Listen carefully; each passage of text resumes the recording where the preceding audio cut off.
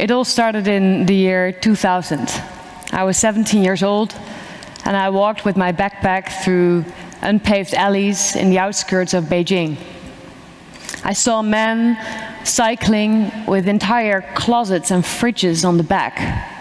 I saw little kids running around half naked, playing football, while their parents were trying to sell mushrooms and spinach sitting on the ground.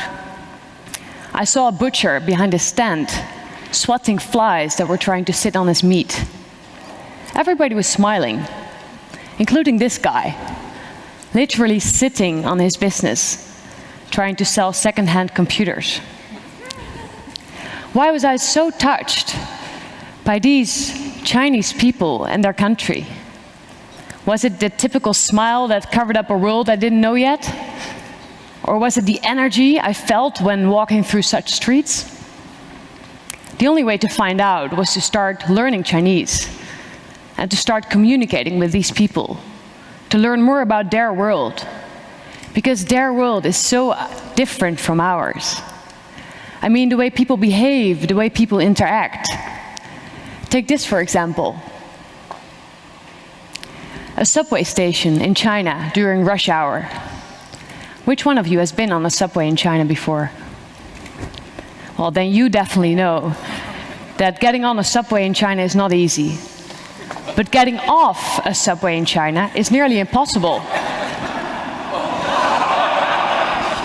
People just use their elbows to squeeze themselves away in and don't give you any space to get out. So looking at such examples, in combination with the fact that Chinese don't really express their emotions as much as we do, you might believe that Chinese are tough and cold-hearted people. But in fact, for Chinese, warm relations are very important. You might even say that Maslow has it wrong. Relations are not in the third level of human needs. They're really a necessity in life. And I believe that we, Westerners that tend to point our fingers at what happens in China, I believe that we can even learn from the Chinese and how they deal with others. And if we project that on our own behavior, I think we can become better people. I even wish that every one of you has the opportunity to fly to China once in their lifetime. Not just to climb the Great Wall, but to really listen to the Chinese, to what they have to say. Why is it that a relationship in China is so important? Still, nowadays, many Chinese are strongly influenced by the thoughts of a man named Confucius. His sayings are really like a Bible to the Chinese. I mean, here in the Western world, the Bible gains less and less support nowadays, but in China, his sayings are alive and kicking.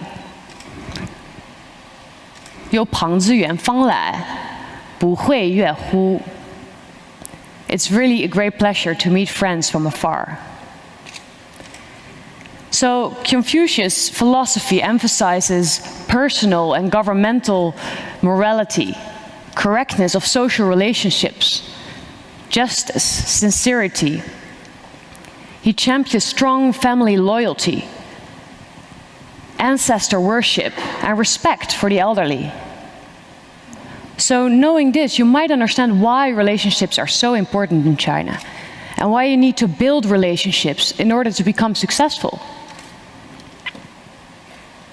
Maybe some of you have that experience in China. And then you might have heard of the word guanxi. Guanxi literally means connections or relationships. But actually it's much more than that. Guanxi is like how things get done in China. Yes, Chinese are hesitant to deal with people they've never met. And there's a long phase of introduction needed. But once you reach the phase of mutual trust, you will find that Chinese are extremely loyal and faithful. So why is it that guanxi is so different from how we know it? I mean, there are many characteristics, most of them strongly based on the philosophy of Confucius, that cause these differences. But there are three of them I would like to share with you tonight. In China, if you want to maintain your relationship, there's one requirement, referred to as reciprocal favor, 人情 in Chinese. if you ask someone for a favor, the favor needs to be returned eventually. If you fail to repay, this is really seen as something unforgivable in China. So the more you ask from someone, the more you owe them. And this is how guanxi is like a never-ending cycle of favors. Let me give you an example. I don't know how about you, but I barely remember the names of the teachers in my primary school. My Chinese colleagues and friends, however, they visit their teachers for tea, who are now in their 70s, for tea every Sunday afternoon, every week since they graduated. This is for them a way to repay for what they once received years ago. I love this. I love it how the Chinese have this long-term view. So where does this need for balance come from? Think of concepts like yin and yang and feng shui. I mean, retailers like IKEA might use such concepts for commercial purposes. But in China, these are really important values in life. I once sat with a business partner in his office in Beijing, and we were discussing a certain subject, but I felt my words didn't really reach him. So he was just shuffling in his seat, and at some point he interrupted me, saying, "Valerie, I'm sorry, but do you mind swapping chairs? I'm not comfortable sitting in this angle from the main entrance." So in line with this culture, there's another concept that is very valuable that the Chinese refer to as harmony, 和. Harmony stresses the preference of a smooth running of a society or a group. So Chinese prefer to await the right moment instead of pushing through a certain request like we sometimes tend to do here. So when you don't notice, it might come across as if Chinese are extremely lazy, waiting until the very last moment to fix things. But that's not the case.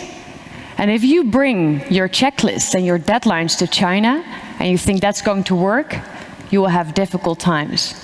And believe me, I know. So in 2000, I was traveling through the countryside of China.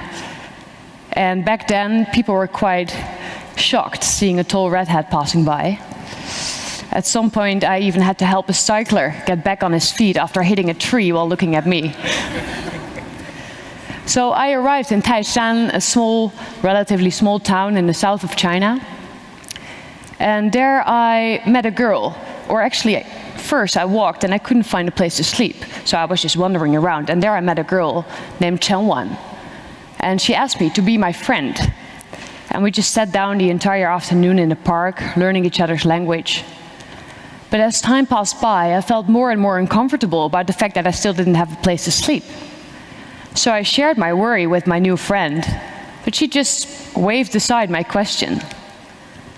I tended to ask again and again, but I managed not to, and just wait and see what would happen. So after a while, I just obediently followed her for a long walk and a 2-hour bus drive over unpaved roads, sometimes stopped by 20 donkeys trying to cross the road. So eventually we arrived at a very outdated school building, and on the 3rd floor there was a room, the size of my kitchen, filled with 6 bunk beds, offering space for 12 girls to sleep, to live, and to study. So I spent a few days and nights with my Chinese peers learning about their student lives and their environment, and I tell you, it was so much more interesting than a boring hotel. So I really believe if we'd manage to sometimes put our impatience aside and really see and wait what would come across, and if you're open to the approach of the Chinese, then much more beautiful things come to you.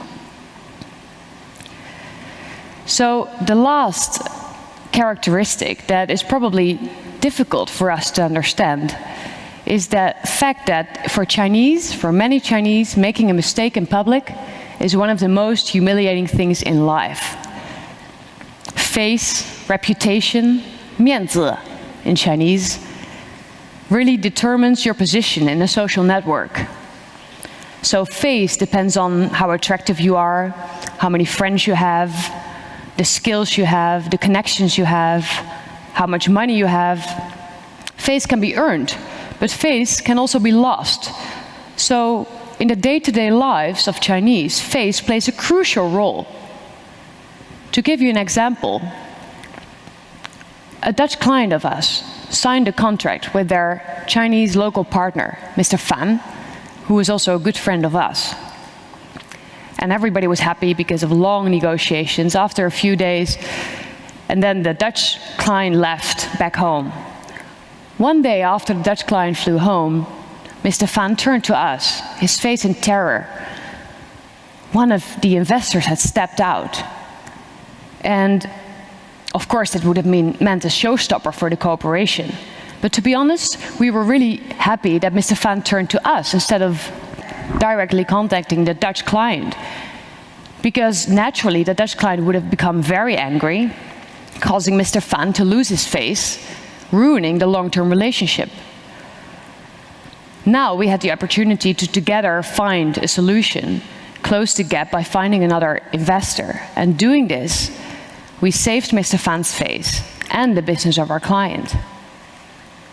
So also here, I feel that if we manage to look at a certain situation from different angles,